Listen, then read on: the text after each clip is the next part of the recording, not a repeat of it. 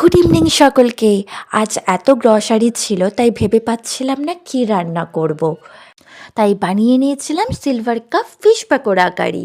জলের মধ্যে নুন হলুদ দিয়ে মাছগুলো বয়েল করতে দিয়ে দিয়েছিলাম। মাছের জলটা যাতে ভালো করে ঝরে যায় সেজন্য ছাঁকনি করে ছেঁকে নিয়েছিলাম। আমাদের সবসময় খেয়াল রাখতে হবে মাছের মধ্যে যেন জল না থাকে। আলুটাকে বয়েল করার জন্য কেটে নিয়েছিলাম। এরপর একে একে পেঁয়াজ আদা রসুন টমেটো সব কিছু কেটে নিয়েছিলাম। দেখুন শীতকালের বাজারে কি সুন্দর সবজি পাওয়া যায়। সেই জন্য যখন বাজারে গিয়েছিলাম দেখলাম ছোট ছোট কি সুন্দর টমেটো পাওয়া যাচ্ছে, তো সেই জন্য ফট করে কিনে নিলাম। কি সুন্দর লাল লাল ছোট ছোট টমেটোগুলো তরকারির স্বাদকে যেন আরও ইনহ্যান্স করে তুলবে। আর একটা কথা বলাই হয়নি, এখানে ধনেপাতা এবং ক্যাপসিকাম ছোট ছোট করে কেটে নিয়েছিলাম। নিয়ে নিয়েছিলাম পেঁয়াজ কলি, যেটা আরও ইনহ্যান্স করে তোলে তরকারির স্বাদকে। এখন ভাবনার বিষয় এই পেঁয়াজ কলিতে আমরা কি করব, কিন্তু এই সিলভার কাপ ফিশ পাকোড়া কারিতে এটাও কাজ লাগবে। ফিশ পাকোড়া কারিতে আমি আলুও অ্যাড করব। ব্যাস সব কিছু জোগাড় শেষ। এরপর মাছের কাঁটাগুলো সাবধানে আমাদের ছাড়িয়ে নিতে হবে।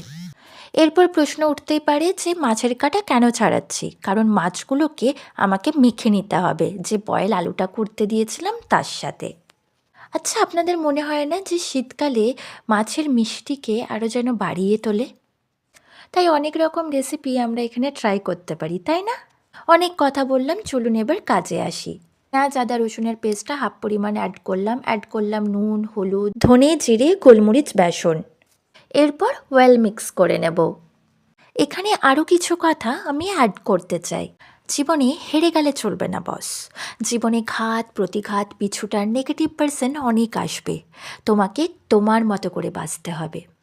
নিচে টেনে নামাবার মতো লোক অনেক পাবে, কিন্তু নাম করার মতো লোক একটাও পাবে না। এরপর পকোড়ার মতো শেপ আমি দিয়ে দিলাম। আর কড়াইতে দিয়ে দেব সাদা অয়েল। এরপর পকোড়াগুলোকে একে একে ফ্রাই করে নেব। একটু লাল লাল করেই পকোড়াগুলোকে ফ্রাই করব। ফ্রাই করা শেষ। এরপর পরিমাণ মতো সর্ষের তেল দিয়ে দেব। বেশি তেল দিইনি, অল্প পরিমাণ তেল দিয়েছি। অ্যাড করেছিলাম কুচনো লঙ্কা আলু পেঁয়াজ কলি। একটু কুক হওয়ার পরে অ্যাড করেছিলাম নুন হলুদ। তারপর কিছুক্ষণ কুক করে নিয়েছিলাম। তারপর যে হাফ পেস্টটা আমি রেখে দিয়েছিলাম সেই হাফ পেস্টটা এখানে অ্যাড করেছিলাম, আবার ভালো করে কুক করে নিয়েছিলাম। অ্যাড করেছিলাম গোলমরিচ। এরপর পরিমাণ মতো জল দিয়ে কাশ্মীরি লঙ্কার গুঁড়ো অ্যাড করেছিলাম ফ্রাই করে রাখা পাকোড়াগুলো।